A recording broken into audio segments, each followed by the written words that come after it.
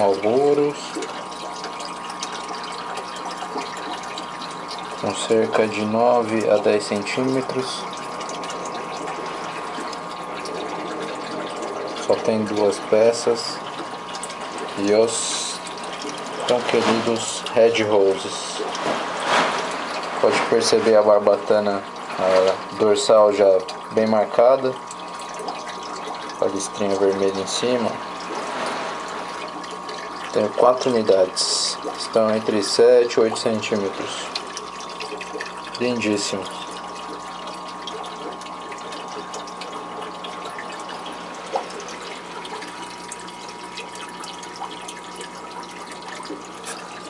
Aqui um casal de Red Melon e Marlboro. E aqui um casal de Red Turquesa. Já vamos desovar. Acabei de fazer uma TPAzinha. Uma fêmea. Um macho.